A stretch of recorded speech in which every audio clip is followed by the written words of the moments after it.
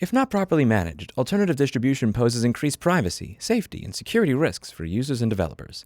This includes risk from installing software from unknown developers that are not subject to the Apple Developer Program requirements, installing software that compromises system integrity with malware or other malicious code, the distribution of pirated software, exposure to illicit, objectionable, and harmful content due to lower content and moderation standards, and increased risks of scams, fraud, and abuse.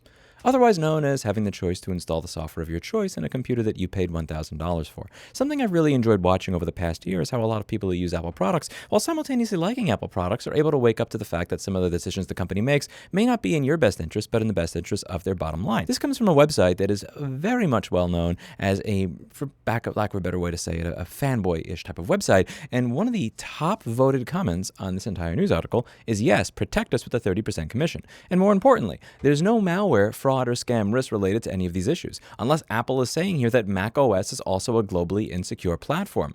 Mic drop moment, because if you have a desktop computer, you can install whatever application you want of your choice on your Mac desktop. However, if you have their phone, you cannot install applications of your choice because of privacy, safety, security, scams, content moderation. It may be offensive to me. And one of the things that I've been banging the drum on this channel for a very long time is that these things have never had anything to do with privacy, safety, or security. That was never what it was about.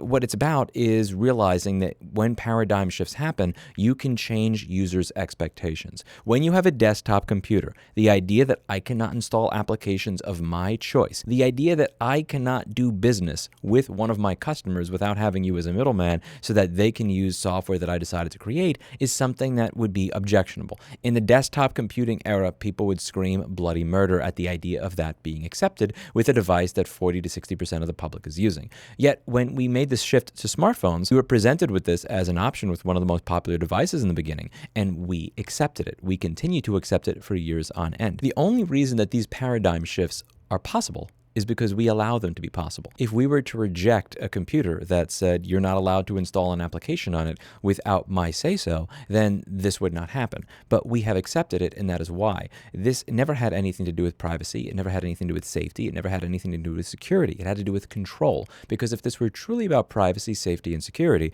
and they had privacy, safety, and security as a paramount value, they would then release the latest version of macOS without allowing you to install software of your choice on it, because that would make the operating system unsafe. The fact that they're not willing to do that demonstrates and tells you everything that you need to know about this policy. And I find it to be hopeful that we are at a point where the #1 rated comment on this article on a very Apple-friendly website is somebody completely dismantling their bullshit. That's it for today, and as always, I hope you learned something. I'll see you all in the next video. Bye now.